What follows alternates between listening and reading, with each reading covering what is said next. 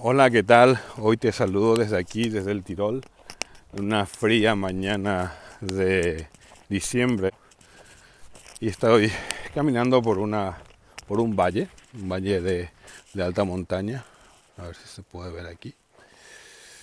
Este es el valle, montaña y montaña a ambos lados. Y te quería contar un poco, quería hablarte aprovechando que estoy en la tierra de Otzi, del hombre de Oz, del valle de Oz, de uno de los fósiles humanos más antiguos que se han encontrado hasta la fecha.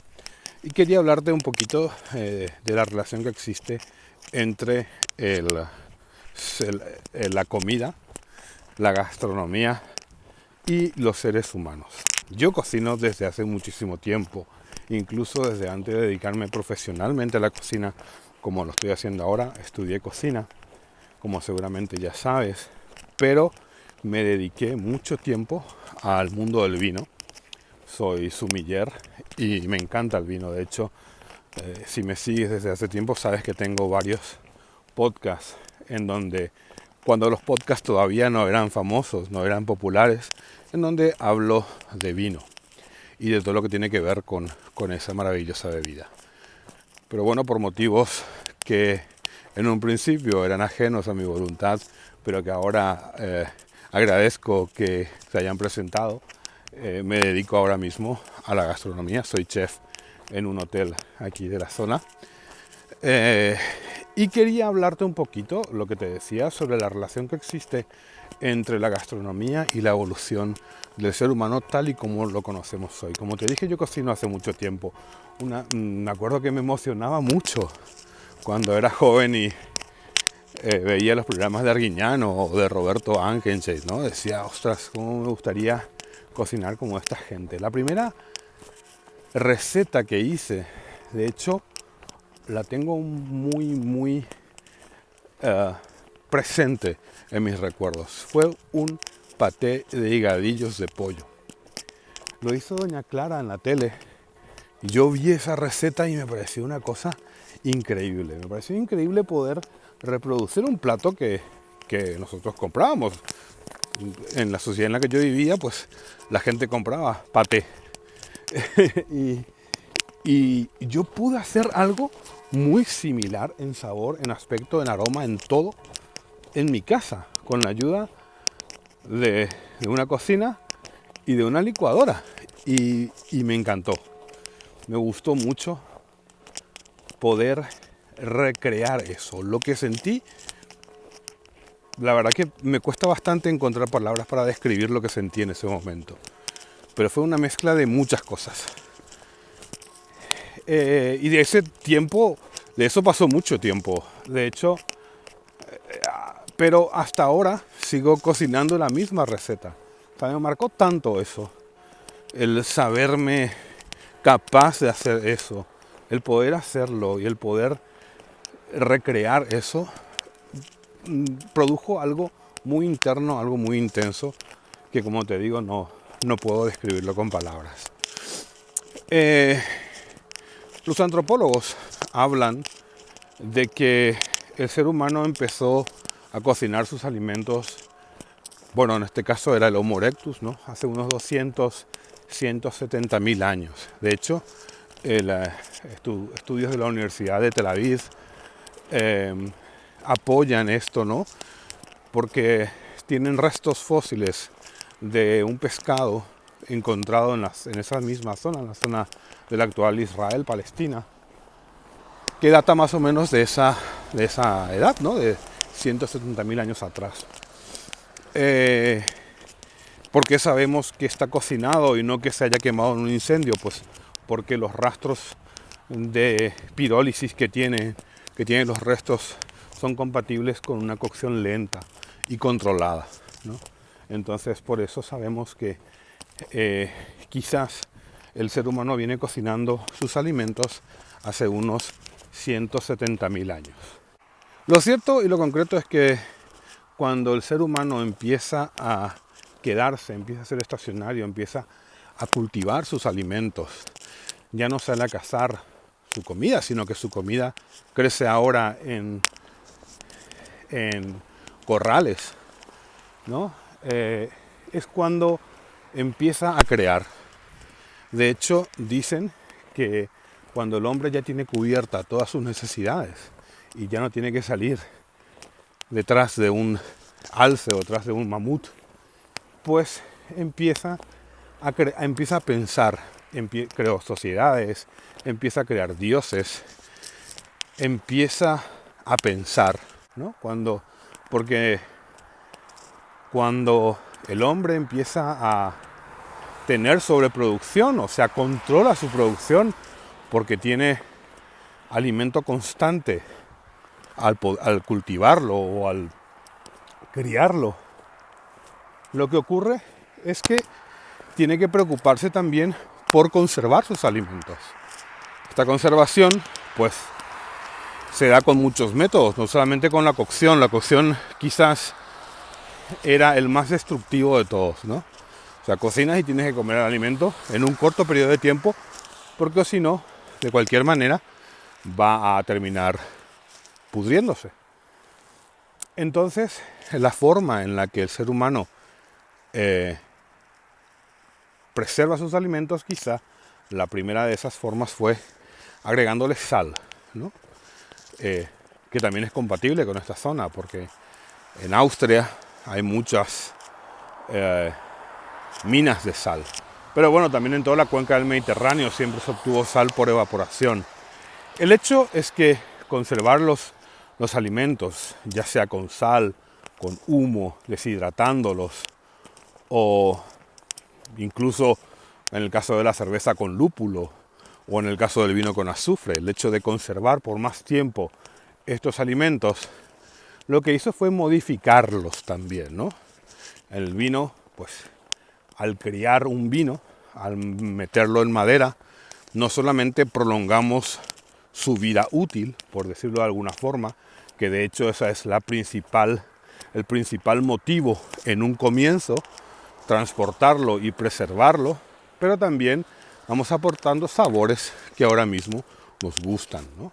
Hay gente que prefiere un vino con crianza a un vino joven, porque le gustan los matices que aporta ese método de conservación. Lo mismo pasa con el jamón crudo, el jamón español, jamón ibérico, o el serrano, o el prosciutto italiano, o la bresaola, la cecina, el speck en esta zona. Pues todos esos alimentos han sido conservados y han cambiado, no solamente, o sea, ha prolongado su vida, sino que también han cambiado organolépticamente con el tiempo. Entonces podemos decir que esa es la génesis de la gastronomía.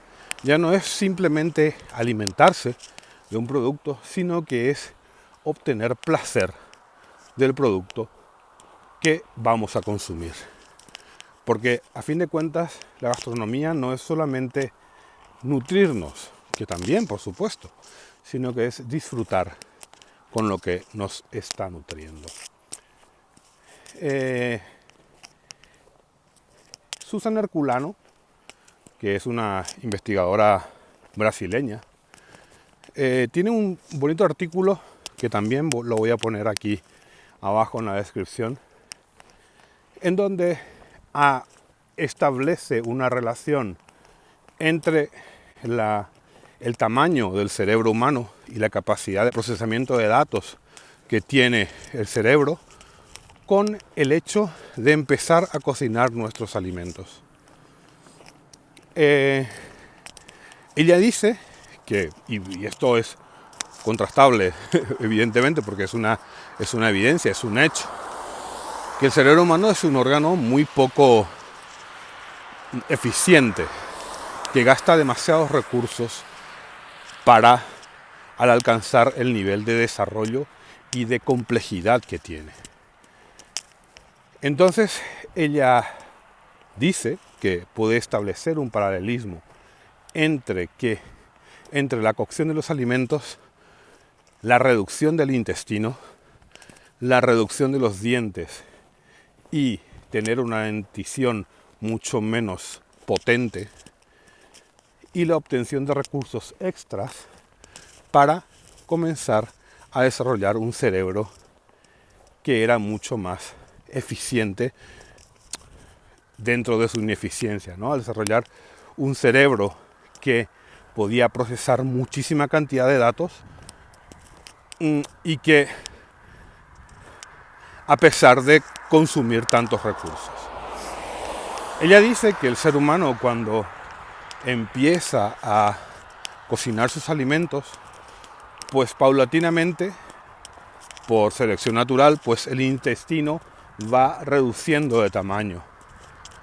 Porque evidentemente al cocinar los alimentos se masticaba mejor, por eso los dientes iban reduciendo en tamaño, en número y en fortaleza. Y también el intestino, al no tener que digerir cosas tan complejas como celulosas o tejidos lipídicos, en el caso de los animales, que ya eran, digamos, por decirlo de alguna forma, burda y grosera, estaban siendo predigeridas por la cocción, pues esos alimentos más simples que habían pasado por un proceso de cocción, pues se hacían mucho más digeribles. Toda esa energía remanente, todos esos nutrientes remanentes, pues iban a parar a un cerebro mejor desarrollado y más complejo. También hay que decir que Herculano descubre que una vez que cocinamos nuestros alimentos, todos los nutrientes presentes en esos alimentos son metabolizados en casi un 100%, frente al 30 o 40% de nutrientes que adquirimos si el alimento es consumido crudo. Entonces, la cocción de los alimentos hizo que el ser humano pueda ser capaz de desarrollar un cerebro más complejo y un cerebro que procesaba mayor cantidad de datos. Entonces, esto yo creo que en base a este artículo podemos concluir de que cocinar nuestros alimentos, la gastronomía, nos hizo ser los seres humanos que somos hoy.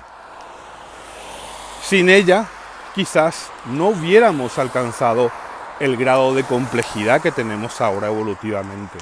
No iban a haber coches, no iban a haber pueblos, ciudades, no iba a haber nada, porque simplemente no íbamos a poder hacerlo. O sea, quizás las mutaciones que nos hubieran vuelto más complejos iban a estar allí, pero al no tener energía suficiente, al no tener alimento suficiente para poder desarrollarlo, simplemente no lo íbamos a hacer. Porque la evolución, tenemos que recordar, que no es la mejora de las cosas, sino que es la adaptación a un ambiente, ¿no? A veces incluso seres que han desarrollado, qué sé yo, ojos, los han perdido porque no los necesitan. Entonces, la evolución no siempre es una mejora de las condiciones, sino que es una adaptación eficiente al ambiente en el que nos desarrollamos. Entonces, quizás podría decir yo que eso que sentí en mi lejana adolescencia, o no tan lejana, adolescencia, no era otra cosa que eso ancestral, ¿no? El hecho de cocinar un alimento era ese sentimiento ancestral que tenemos todos los seres humanos, porque eso nos hizo ser lo que somos hoy. Bueno, pues, si te gustó el vídeo, muchísimas gracias por verlo. No te voy a decir que me sigas, ni que hagas clic, ni que compartas, ni que comentes, porque si ves vídeos habitualmente en la plataforma en la que estás reproduciendo, sabes que esto es así. Yo no te voy a pedir eso. Pero sí te voy a pedir que si te gusta cocinar, cocines, porque es una forma preciosa, hermosa y noble de decir te quiero a la gente que quieres.